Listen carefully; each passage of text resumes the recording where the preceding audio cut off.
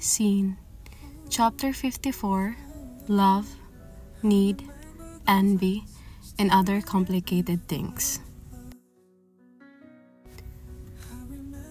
What is love? Love has no manuals. You can never tell whether you're doing it wrong or you're doing it right. Love has no manuals. So fuck being wrong and fuck being right. Just love. There she goes, the girl who did nothing but love me. There she goes. There she goes, the girl I have taken for granted. There she goes. I realize that I love her, but I guess it's too late. What is love? How could I not realize it was you? Wish I have told you I love you too. What is love? Wish I have told you before. What is love? Now I'm too late to say it was you.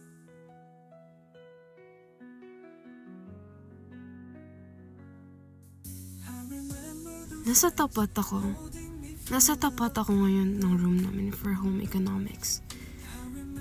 Nakatayo lang ako sa tapat ng nakasaradong pinto. Iniisip kung papasok ba ako o hindi. Natatakot akong makita sa hell. Pati na rin si Vincent. Natatakot akong baka mapaiyak na lang ako bigla pag nakita ko ang mukha ni hell. Natatakot akong baka tanungin ako ni Vincent kung bakit nakita niya ako umiiyak palabas ng condominium kagabi. Natatakot ako baka dadaan ako tabi. Bigla na lang may tumulak sa akin paalis sa tapat ng pinto. Saka pumasok sa pinto na hindi man lang humingi ng paumanhin sa pagtulak niya sa akin. Walang modo. Agad ako sumunod papasok para sigawan kung sino man siyang tumulak sa akin. Doon siya umupo sa upuan ko. Sa tabi ni Hel. What the? At talaga namang, huy, upuan ko Napatigil ako sa pagsalita nung nakita ko kung sino siya. Nakasuot siya ng half panda mask. Isang paper mask lang ngayon. Kita ang black niyang buhok. Taklob lang ang mukhang hanggang ilong. Okay? Anong ginagawa niya dito sa classroom? Kumuha ka na lang ng extra upuan sa kabilang classroom, miss. I just wanna die. My priority sit-in student tayo ngayon. Sabi sa akin ng prof ko. Priority sit-in student si Kay. Nagugulahan man sa pangyayari, humiram na nga ako ng extra upuan sa kabilang classroom at naupo sa tabi ni Kay. Anong ginagawa mo dito? Bulong ko kay Kay. Nakisit-sit-in, hindi ba obvious? Ibang kong sabihin, bakit? Bored na ako sa apartment niya eh. Ka-close naman ni Night yung sir niya, kaya pinayagan niya ako agad makisit-in nung pinakita ko sa kanya ang mukha ko. Pero bakit dito pa sa? Miss, I just wanna die. Umatin ka ba ng klase ko para magkipagdadalan sa katabi mo? O para makapasa sa exam bukas? Sigaw sa akin ang prof ko. So sorry po, sir. Nahihiyang sabi ko. So sorry po, sir. Paggagaya sa akin ni Kay. Ngayon, medyo may idea na ako kung bakit sa klase ko siya nakasitsit in. Parasa rin ako. Typical Kay for you. Matapos mawala ng aftershock ko sa biglang pagpasok ni Kay sa klase ko. Noon ko naalala bigla si Hel. Nandito nga din pala siya sa room. Sinisila po siya konting pasimpo. Seryoso lang siyang nakatingin sa harapan. Hindi ko alam ang dapat maramdaman. Tumingin naman ako kay Vincent. Napansin kong nakalayo na naman ang sobra ng upuan siya sa upuan ni Hel. Mukhang mag-aaway na naman sila. Bakit?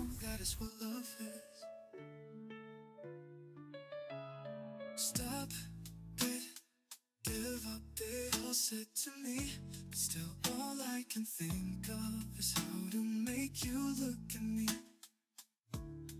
Running in circles, feels like there's no end to this losing game. It's tiring and painful, but I can't stop wishing one day you'd feel the same. Mikas PM. Kay, anong sinabi mo kay Hal? Tanong ko kay Kay pagbalik niya sa tapat ko. Paglabas kasi namin sa classroom, bigla na lang niyang sinabing, "Teka lang, hintayin mo ako dito." Tapos bigla na lang siya nagtatakbo papunta kay Hal. Anong sinabi ko? Wala naman. Inakbayan niya ako tapos nagsimula kami maglakad. Nag-sorry lang ako para lang sa pagpilit ko sa kamay niya dati. Ikaw? Nag-sorry? Aso pa! Akala ko ayaw mo maniwala. Sabi niya, ang bait ko kaya? Alisin mo nga itong pag-akbay mo sa akin. Pinagtitingnan na tayo ng mga tao. Ayoko nga. Ako si Kay. Gusto ko ng pinagtitinginan. Sabi niya, may kasama pangiting mayabang.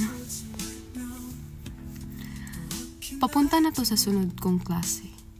Huwag mong sabihin balak mong mag-sit in sa lahat ng klase ko ngayong araw. Ngumiti lang siya ng malaki. Meaning, balak nga niya.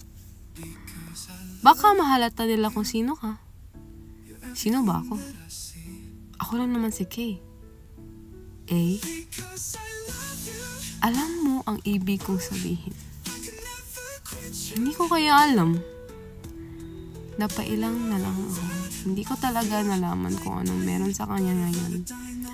Ako ang kinakabahan para sa kanya eh. Wala bang makakahalata na si Night Cervantes at siya ay iisa? I mean, oo. Technically, si Kay siya ngayon. Black ang buhok niya ngayon. Pero kita kasi yung labi niya. Sabi niya mag-iba ang personality nila ni Night. Iisa pa rin sila ng labi. Hindi ba napapansin ng mga ultimate fan niya sa labi ni Night Cervantes at labing nakikita nila?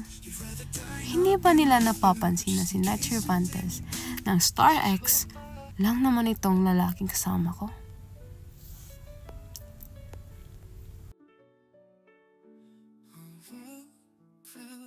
Spotlight all eyes on me. Yeah, all I could think of is why are you not looking at me? Loud chants of people, all of them shouting my name, yet I can't hear them, 'cause I'm busy wishing you felt the same. It's hopeless, I'm still hoping. It's pointless, I'm still holding on to you, 'cause in case you didn't know, when you love someone, it's hard to set them free. When you love someone, just everything that you see. When you love someone, you can never quit her, 'cause though when she's around you feel like dying, you'd rather die not be with her. But just in case you didn't know, that is what love is. Stop it, give up, they all said to me, but still all I can think of is how to make you look at me. Running in circles, feels like there's no end to this losing game. It's tiring and painful, but I can't stop wishing one day you'd feel the same. It's hopeless, I'm still hoping. Sa test paper dapat ako nakafocus ngayon. Pero sobrang hirap mag-focus, lalo na at katabi ko na ulit si Hal. Ngayon ko lang na-appreciate yung pagkikisit ni Kay kahapon sa mga klase ko. Ngayon ko lang natapagtanto na dahil naroon si Kay kahapon, hindi ako masyadong nahirapan. Kahit na nasa isang kwarto lang ako kasama si Hal, naisipan ko nang tuloy biglang, Yun ba? Yun pong goal ni Kay sa pagkikisikin niya? Para i-distract ko mula kay Hel? Alam ba niyang si Hel ang dahilan kaya ako umiiyak na isang gabi? Na ilaglag ko ang ballpen kong pinaikot-ikot ko sa mga daliri ko habang nag-iisip. Gumulong yung ballpen papunta sa may sapatos ni Hel. Hindi ko alam kung dapat ko bang kuhanin yung ballpen o ano. Habang iniisip kong dandamputin ko ba yung ballpen, bigla na lang yumuko si Hel at tinampot yun para sa akin. Nung magtama ang mata namin dalawa kasabay ng pagtampot niya, bigla na lang nag-init ang mga mata ko. Ang hapdi na naman nila. Walang imik na inabot ni Hel sa akin ang ballpen ko. Salamat. Halos mabasag ang boses ko nung sabihin ko ang kakarampot na salitang yan. Agad ko nang binaling ang mga mata ko sa test paper. Pagkukuha ko sa kanya ng ballpen.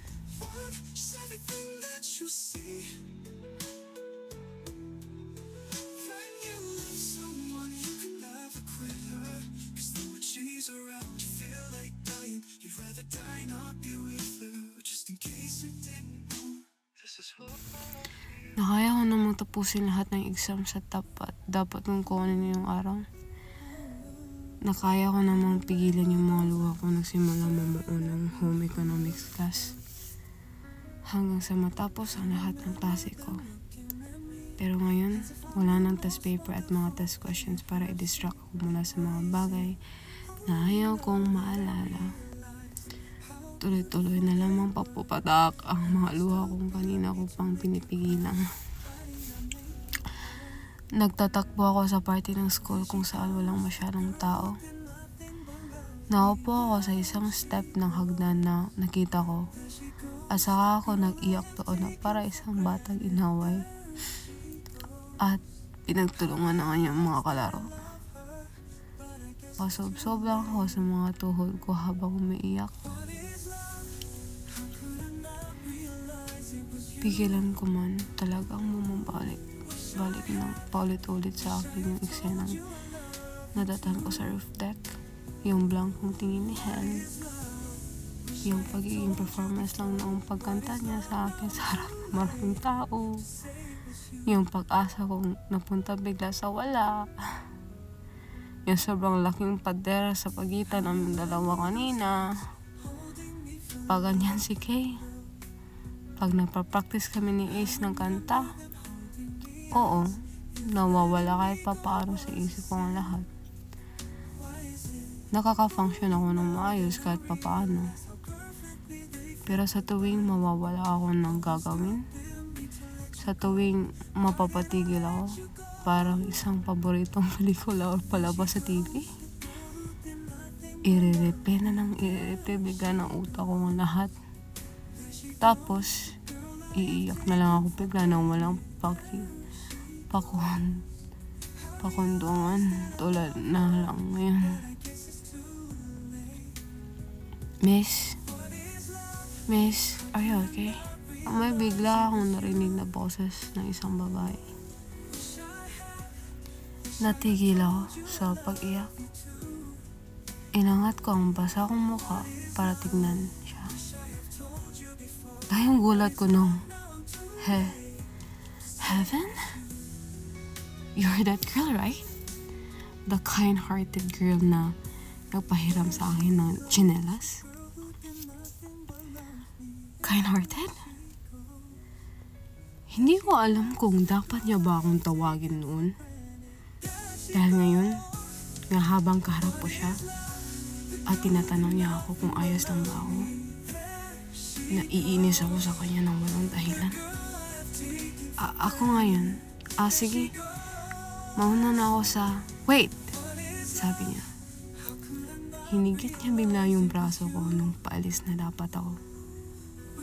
Come with me. Ibabalik ko na sa'yo yung tsinelas mo. Sabi ko naman, ayos lang kahit hindi mo na ibalik yung, no, come with me. Please.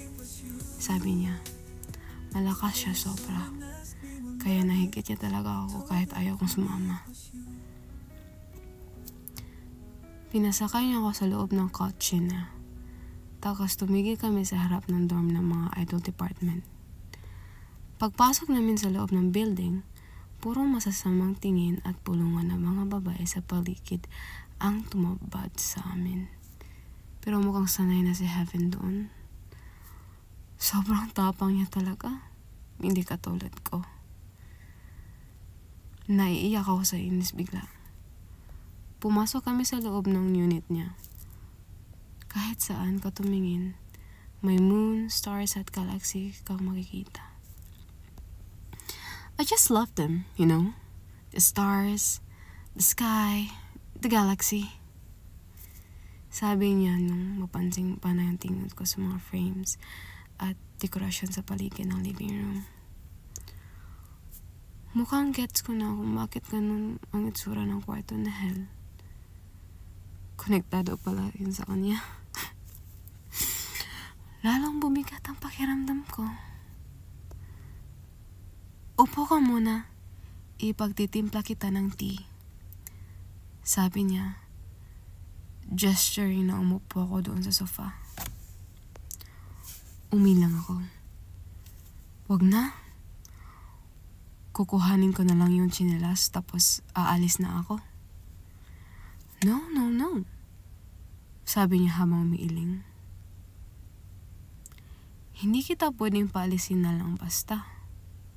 Alam mo kasi, kung sa lalaki, medyo pinanganak akong gentleman. Hindi ko kayang hayaang umalis ka na lang basta isang babaeng umiyak sa harapan ko kanina lang. Kaya kung gusto mong makatulog ako na mahimbing maya. Lumakad siya palapit sa akin. Hinawakan na magkabila akong balikat at puwersa akong pinaupo. Let me comfort you somehow, okay? Ramdam ko sa tingin at ngiti niya bago siya lumakad papunta sa kusina. Na talagang concern nga talaga siya sa akin. Walang halong kaplastikan ang kabaitan niya. Gayon pa man, imbis na matuwa, mas lalo akong naiinis sa kanya. Mas lalo lang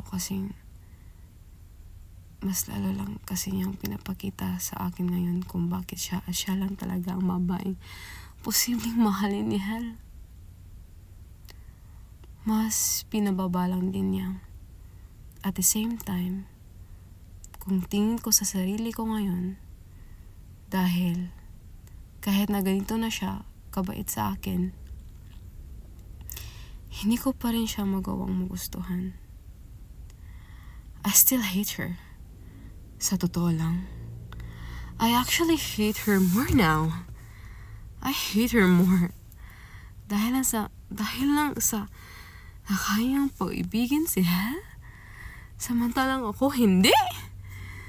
Ganito ako kapathetic ngayon. Ilang saglit lang, bumalik siya sa harapan ko.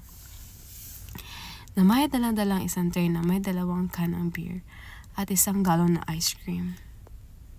Ipagtitimpla dapat kita ng tsaa, kaso wala na pala akong tsaa sa pantry. Napakamot siya sa ulo. Medyo weird ba tong dinala ko? Sorry ha. Ito kasi ang comfort food ko. Kaya naisip ko, baka hindi na lang ito yung dalhin ko sa'yo. Baka sakaling makahanap pa rin ng comfort with these. Pero based sa reaction mo, mukhang weird talaga ang taste ko, no? Napakamot siya muli sa ulo. At this time, medyo namumula na sa hiya. Gayun pa man, mukha pa rin siyang perpekto. Sobrang ganda niya pa rin. Nakakainis! Ano bang gusto mo? Papalitan ko na kukuhanin na dapat niya yung tray na nailapag niya sa table. Pero agad kong kinuha yung beer at lumagok ng isang mahabang lagop mula roon. Sobrang pait. Nakakatulala siya sa akin pababa. Nakakatulala siya sa akin pababa ko ng kanang beer. Nakakatulala din ako sa kanya ng isang segundo. Tapos out of the blue, bigla na lang akong nag-breakdown sa harap niya. Napaiyak na lang ako ng malakas habang sinabi sa kanya, I'm sorry. I'm sorry. I'm really sorry. Umupo siya sa tabi ko. Sinimulan niyang humpusin ang likod ko.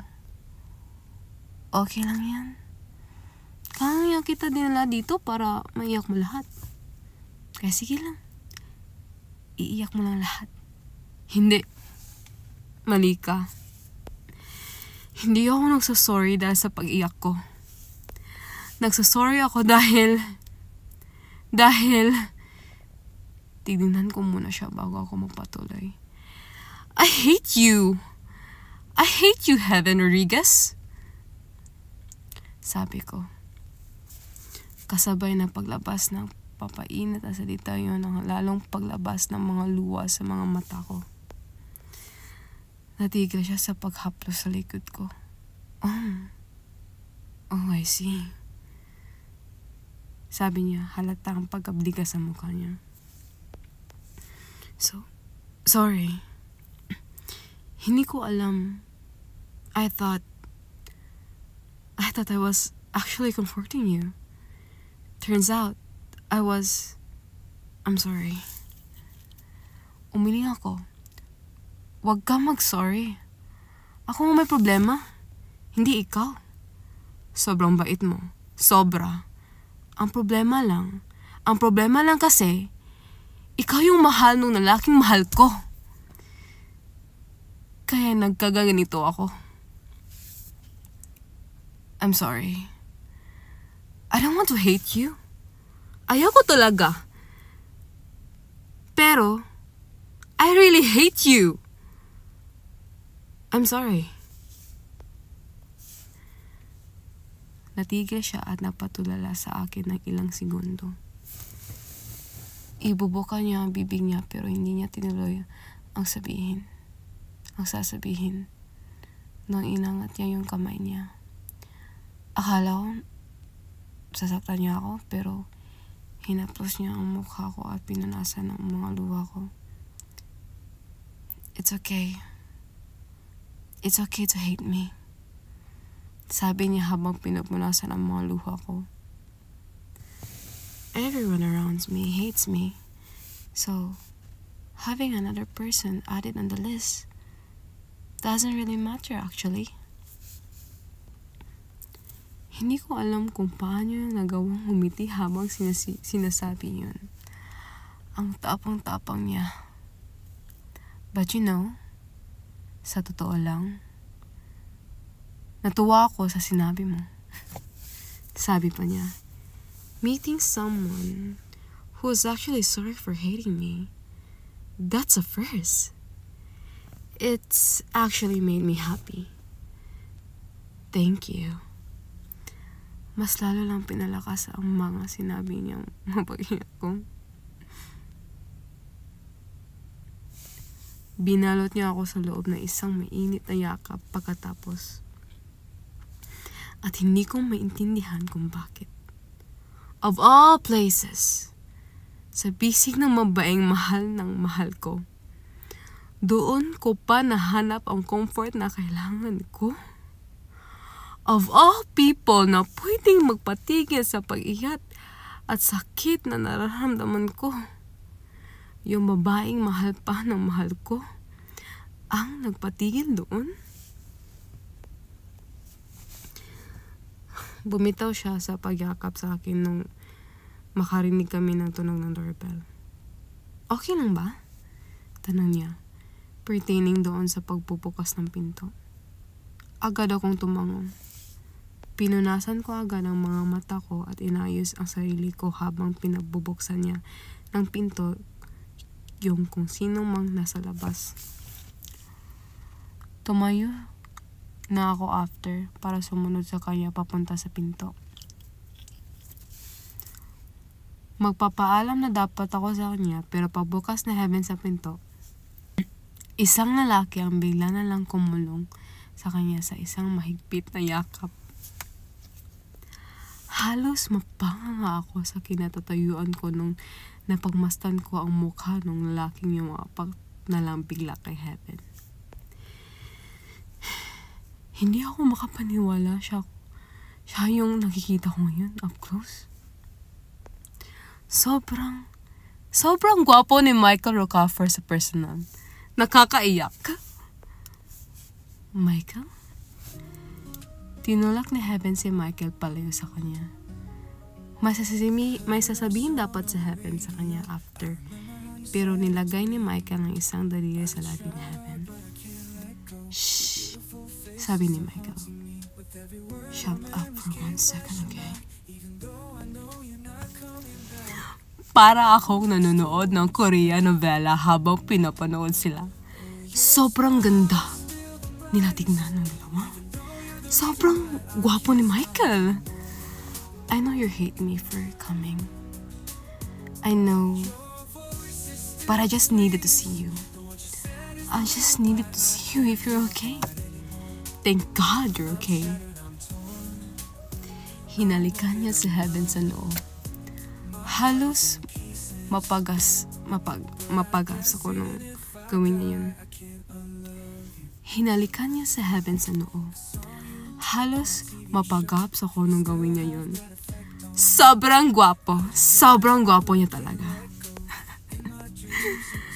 Hinawakan niya si Heaven sa pisngi. I miss you, woman. I miss you. Oh God, I miss you. Yung pagkasabi niya sa line na yun, yung tingin niya kay Heaven habang sinasabi yun, madadama mo talaga no, sobra kung gaano niya na-miss yung sinasabihan niya. Halos lahat ng romantic movies ni Michael with Juliana napanood ko na. Pero walang sinabi yung chemistry nila on screen. Sa chemistry na nakita ko ngayon sa harapan ko, napatanto na lang tuloy ako sa sarili ko. Si Heaven pa talaga yung third party? Bakit parang matagal lang in love sa kanya si Michael? Bakit para sa kanya naman talaga in love si Michael all along? Bakit parang sa kanya naman talaga in love si Michael all along? Who is that? Halos mapatalon ako sa gulat nung mapatingin sa akin si Michael tapos tinuro niya pa ako. That is what I'm about to tell you. Pero nagsimula ka na lang bigla ng isang malasop operang scene. Sabi ni Heaven sabay bato kay Michael. Aray, sadista ka talaga. Sigaw ni Michael. Binatukan siya ng mas malakas ni Heaven. Aray. Hindi ako makapaniwala binapatukan-batukan lang ni Heaven na isang Michael Rockefeller. Wala na lang talaga akong masabi. Good job, Michael. Good job. Sabi ni Heaven. Sarkastito yung pagkasabi actually. Napakamot si Michael sa ulo. Malay ko bang may iba kang kasama dito? Sabi niya kay Heaven. Tapos bigla siyang tumingin sa akin. Halos mapatras ako. Oh my God! Mas malakas ang dating niya sa personal. Would you mind keeping this a secret? Babayaran kita kahit magkano. Just don't tell anyone what you are. Bigla na namang binutukan ni Heaven si Michael. Sa sobrang lakas, halos mapatungo ito. Sobrang sakit mo ng isa yun. Bakit naman eh? Hindi mo na siya kailangan bayaran, loko. She's kind of, well, she's not exactly a friend, pero I trust her. She will not tell this to anyone. Tumingin si Heaven sa akin. Right? Tumango ako. Promise. Sabi ko pa habang tinataas sa isang kamay. Nakaka-pressure silang dalawa. lumakad palapit si Michael sa akin. Tinignan niya ako ng sobrang lapit sa mata. Pamatay yung tingin sobra. Hindi baliktad yung image ko sa mata mo. Sabi niya. So mukhang di ka nga nagsisinungaling. Lumayo na siya at bumalik sa tabi ni Heaven. Parang natunaw yung mga tuhod ko pag alis niya. Ang hirap tuloy. Ang hirap biglang tumayo. Tanga, sabi ni Heaven kay Michael. Pag-determine kaya kung yung engkanto ba o hindi yung baliktad ni image sa mata. Hindi yung pag-determine ng taong nagsisinungaling. Really? I guess I mix it up. Ang tanga-tanga. Gwapo na sana kaso sobrang tanga. Sabay ni Heaven habang naka-cross arms at umingiling. At least, gwapo, sagot ni Michael. Pero tanga. So wala din. Sabi naman ni Heaven, inasa niya talaga si Michael. Sobrang cute nila. Nasabi ko na lang sa sarili ko habang pinangmastan sila. Tapos, bigla ko na lang naalala si Hell out of the blue. At bigla lang sumakit yung dibdib ko. I don't know why I'm hurting for him kahit na fresh pa yung pananakit niya sa akin. Wala na talaga akong pag-asa. Mauna na ako. Pagpaalam ko sa kanila. Are you sure? Sabi ni Heaven. Pwede ko namang paalisin tong isa kung Are you sure? Sabi ni Heaven. Pwede ko namang paalisin tong isa kung anong paalisin? Alam mo pa kung gaano kahirap pumislit. Shut up, Michael. Tinakpan bigla ni Heaven ang bibig na Michael.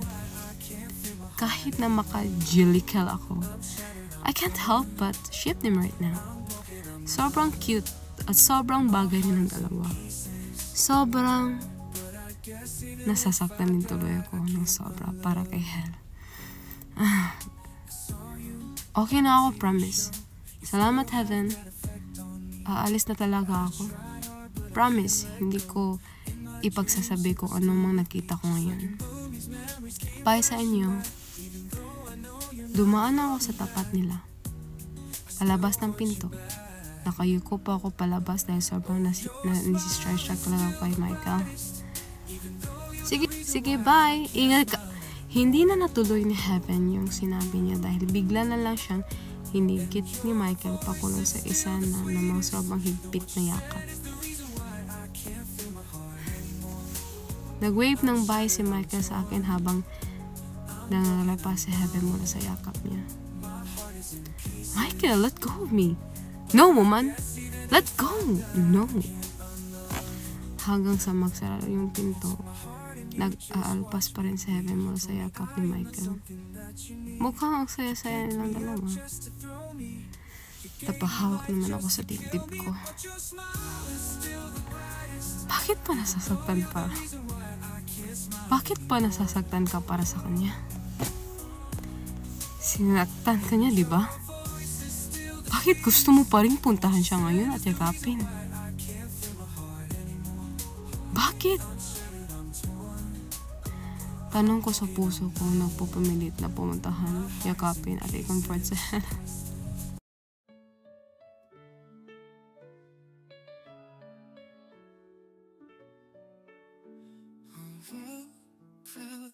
Spotlight all eyes on me.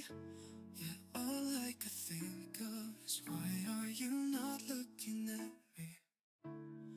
Loud chants of people, all of them. Pagdating ko sa apartment, si Kay agad ang hinanap ko. Walang tanong-tanong. Nakaset na ata sa utak ko na sa tuwing malungkot ako, si Kay agad ang solusyon. Naiiyak na naman ako ngayon dahil sa sobrang frustration at inis. Kakainis kasi yung puso ko. Naaawa siya ngayon kay Hell ng sobrang offers how happy Michael and Heaven is with each other. Naaawa siya at sobrang nasaktan para kay Hell. Kaya ngayon, Sobrang nagpupumunit siyang ituloy ko daw yung pagpasya ko kay Hel. Dahil paano lang daw si Hel kung makikita niya kung gaano kasaya sa heaven with Michael. Puro na lang siya Hel. Paano naman ako? Hindi man niya naisip kung paano naman ako. Puwisit na puso. Pagpunta ko sa tent ni Kay, wala siya doon. Sobrang nalumo ako.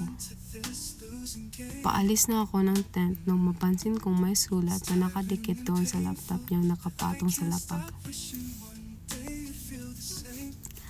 May biglang photoshoot si Knight. Uuwi rin ako mamaya. Pwede mo gamitin tong laptop ko kung gusto mo. Pero ipagluluto mo ako ng pagkain pagdating ko bilang bayad. Alam ko kung ginalaw tong laptop ko, hindi. Hindi mo ako maluloko, sausage. Laser eyes.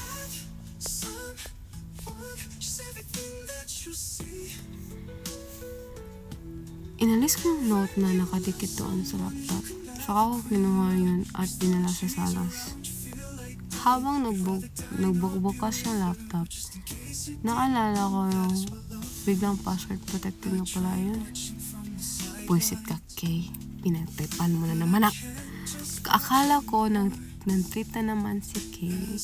Pero napangiti na lang ako nung makita kong ginawa niya ako na sa ilang user account. Katabi ng user account niya, isa pang username na sausage ang nakalagay. May picture pa ng sausage as icon. Loko talaga siya. Parang tanggalin ang inis at frustration ko sa puso ko. Nanood ako ng anime, Korean novela, at nagbasa na rin ng ilang stories sa Wattpad. Kaso nga lang, medyo hindi sila effective dahil may scenes or lines lagi akong napapanood o mababasa along the way na nakapapaalala sa akin tungkol kay Hel, tungkol sa tuition ko. Tungkol sa sitwasyon. Para tanggalin ang inis at frustration ko sa puso ko, nanood ako ng anime, Korean novela, at nagbasa na rin ng ilang stories sa Wattpad. Kaso nga lang, medyo hindi sila effective dahil may scenes or lines lagi akong napapanood o mababasa along the way. Kakainis. Mapapaik na naman ako sa inis. Nakasubsob na ako sa table habang sinasabunutan ang sarili ko nung may bigla na lang ako nakitang article sa net. Star X fans bewildered about Knight Cervantes' recent post on his Instagram account. Yan yung title ng article na posted about 2 hours ago lang. Agad kong pinindot yung article para makita kung anong pinost ni Kay o ni Knight sa Instagram account niya. Pagbukas ko ng link, tumabad sa akin ang iba't ibang pictures ng sausages. Iba't ibang brand, iba't ibang itsura. Pagkatapos ng mga 9 na pictures ng sausage, may short video clips naman siyang pinost. Yung short video clips na yun, yung opening songs ng anime na bigla na lang sinasayaw ni Kay yung isang gabi sa harap ko.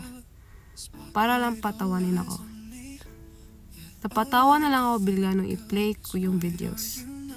Tapos, matapos ang ilang segundo, napahawak na ako sa bibig ko at napiyak. Sausage, tumawa ka. Sa pagkakaintindi ko, yan yung ibig sabihin ng bizarre post niya. Yung pictures ng sausages na pinost niya para ipaalam sa akin na para sa akin yun. Yung videos namin ng opening songs ng anime, alam niya pag narinig ko yun. Maaalala ko yun, parang ewan na niyang pagsayo sa harap ko. Alam niyang mapapatawa ako pag napanood ko yun. In short, yung post niya sa Instagram account niya, pinost niya pa para patawanin at pasayahin ako. Sinadya niyang i-post yung pictures at videos sa Instagram ni Knight dahil alam niyang pag-uusapan agad yun at mababalita. In short, yung post niya sa Instagram account niya, pinost niya para patawanin at pasayahin ako. Sinadya niyang i-post yung picture sa video sa Instagram ni Nike. Dahil alam niya pag-uusapan agad yun at mapabalita.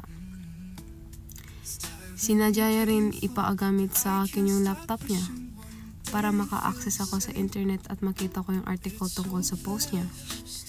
Bago siya umalis, plinano na niya lahat. Bago siya umalis, sinigurado niyang hindi ako tutulong.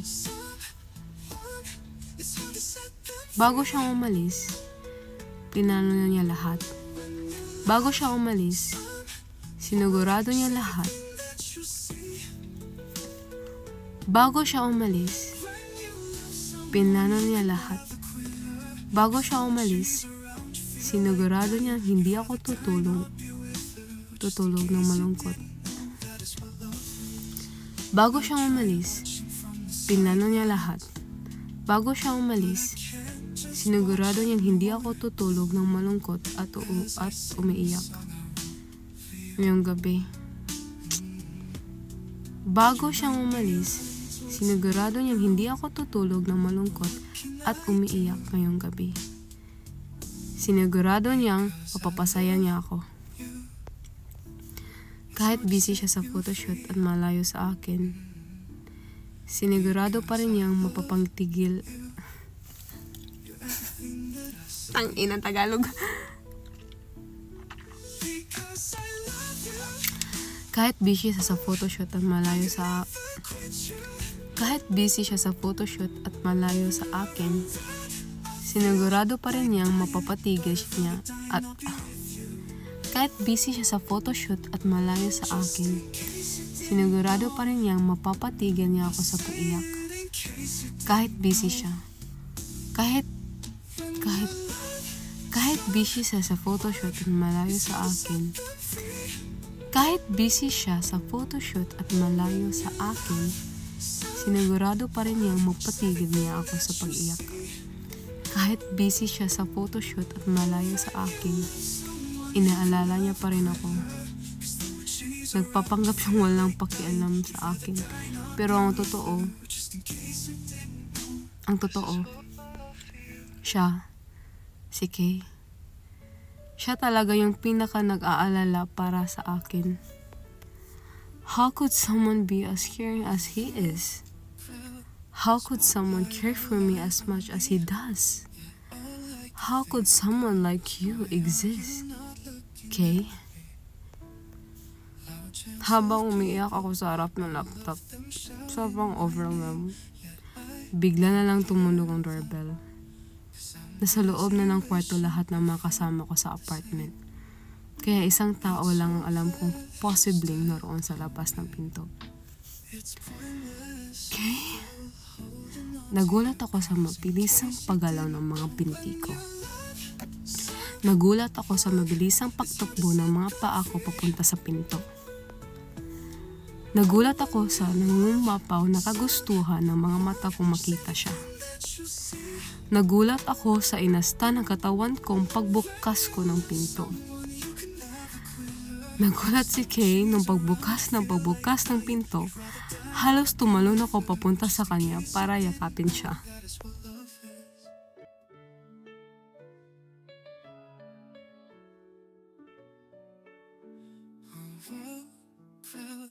Spotlight all eyes on me.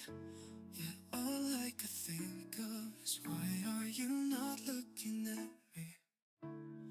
Loud chants of people, all of them shouting my name, yet I can't hear them, 'cause I'm busy wishing you felt the same.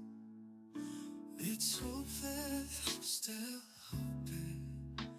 It's pointless, I'm still holding on to you, 'cause in case you didn't know, when you love someone, it's hard to set them free. When you love someone, just everything that you see. When you love someone, you can never quit her, 'cause then when she's around, you feel like dying. rather die not be with her. Just in case you didn't know, that is what love is. Stop it, give up it, all said to me. But still all I can think of is how to make you look at me. Running in circles, feels like there's no end to this losing game. It's tiring and painful, but I can't stop wishing one day you'd feel the same. It's hopeless, I'm still hoping. It's pointless, I'm still holding on to you. Cause in case you didn't know, when you love someone, it's hard to set them free. When you love someone, just everything that you see. When you love someone, you can never quit her. Cause though when she's around, you feel like dying. You'd rather die not be with her. Just in case you didn't know, that is what love is. I tried watching from the sidelines, but I can't just watch anymore. As I sing the song I wrote for you. You might be running towards me right now, but what can I do?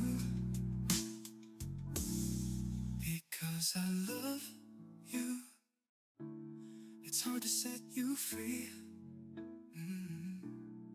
Because I love you. You're everything that I see. Because I love you. Ooh, I can never quit you. When you're around, I feel like dying, but I'd rather die not be with you. Just in case you didn't know, I'll say it in case you didn't know. When you love someone, it's hard to set them free. When you love someone, just everything that you see. When you love someone, you can never quit her. Cause though when she's around, you feel like dying. You'd rather die not be with her. Just in case you didn't know, this is what my love for you is.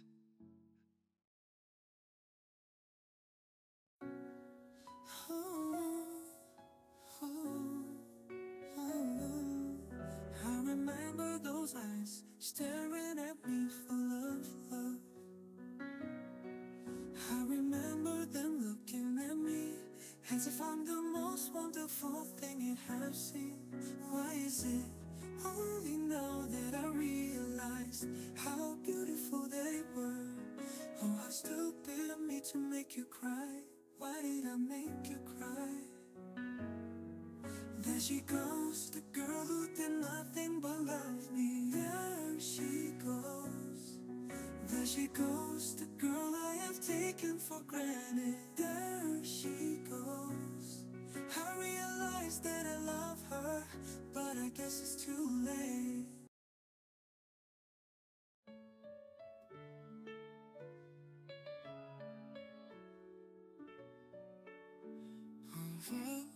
Crowd, spotlight, all eyes on me. Yeah, all I could think of is why are you not looking at me? Loud chants of people, all of them shouting my name, yet I can't hear them. Cause I'm busy wishing you felt the same. It's hopeless, I'm still hoping. It's pointless, I'm still holding on to you. Cause in case you didn't know, when you love someone, it's hard to set them free. When you love someone, just everything that you see. When you love someone, you can never quit her. Cause though when she's around, you feel like dying. You'd rather die not be with her. Just in case you didn't. Mika's journal entry that day. Dear Daddy, kanina, hindi ko sinabi at pinahalata kay Kay. Pero ang totoo, tinakot niya po ako. Tinatakot po ako nung naramdaman ko nung nag-rebel siya kung paano ako naging sobrang sabik na makita siya. Tinakot ako nung naramdaman ko nung yakapin ko siya. Kung paano biglang tinunaw ng init na katawan niya lahat sa sakit at tungkot na nararamdaman ko sa isang iglap. Tinakot ako nung naramdaman ko nung tignan ko ang mga mata niya habang pinupunasan niya ang mga luha ko. Daddy, it turns out I need Kay more than I thought I do. I need him more than he needs me.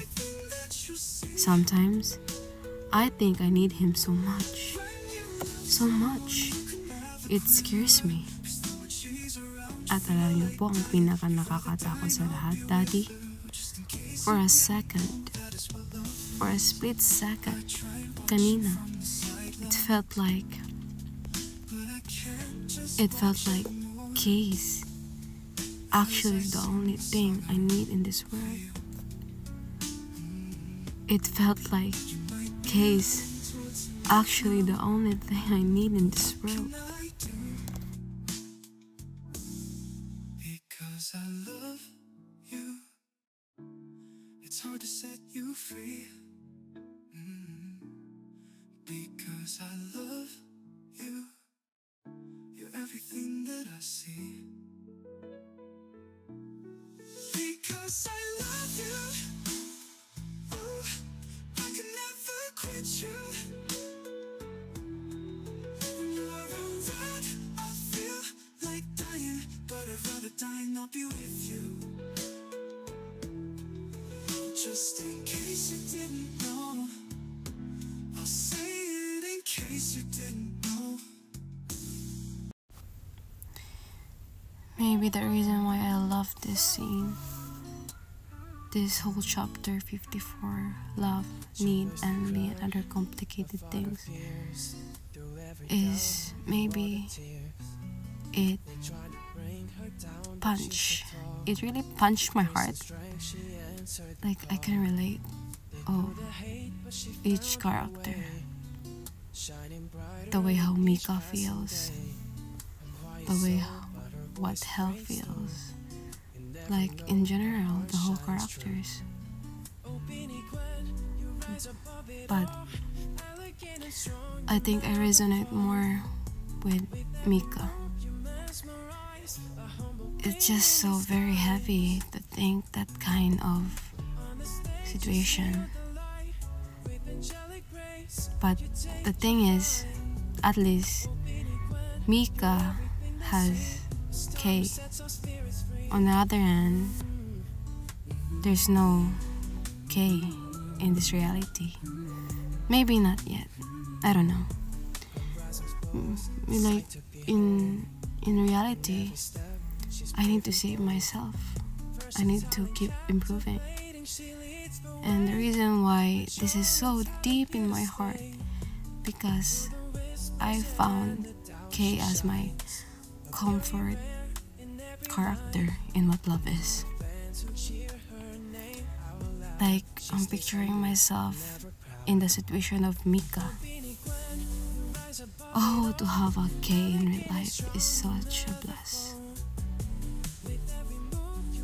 It's so ironic that my name is Angel Kay.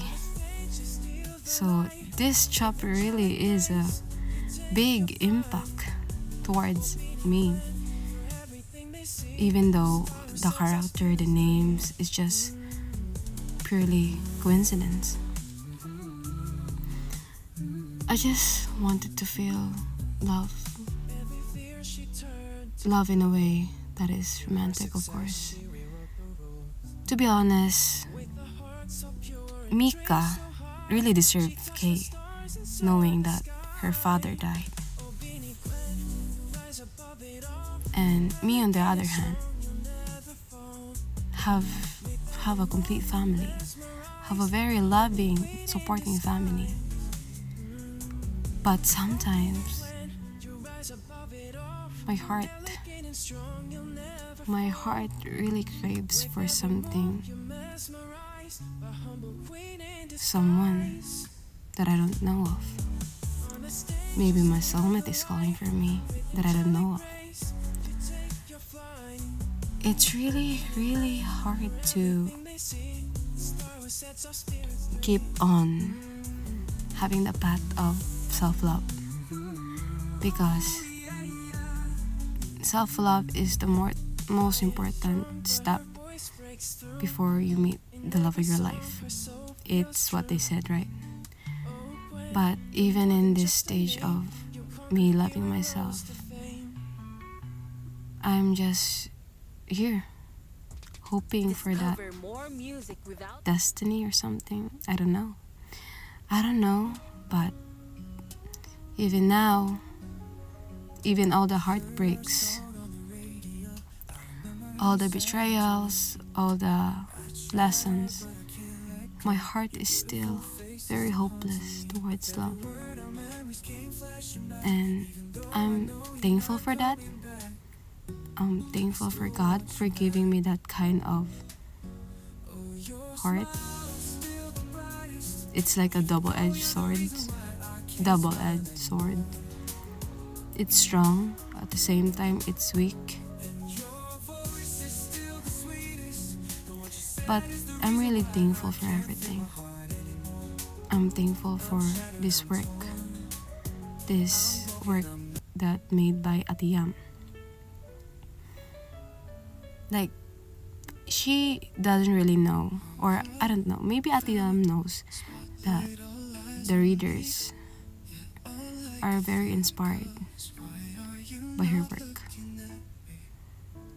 I don't usually like to share this kind of personal matter in the internet, since I'm a kind of a shy person. I don't really like to show this part of me, since I really get shy. But that's the reason why I love this chapter, this scene in what love is. And I'm making this not because, like, it's one of the reasons why I'm making this, of course, to be honest, but it's a part. But the whole thing that I really want to share is my love for this book. That's the reason why I want to send this. Try this. This is actually my first time doing a voice acting, since I don't know how to draw, so I choose voice acting as a, like, taking a shot. And I don't know what will be the result of this at the end of March, but I'm really thankful for Ate Yam, for the readers that supports Ate Yam, and this book that gives inspiration to the people. The love like this is not fictional at all. That love like this do exist in the real world. It's just really buried in the depth of our heart.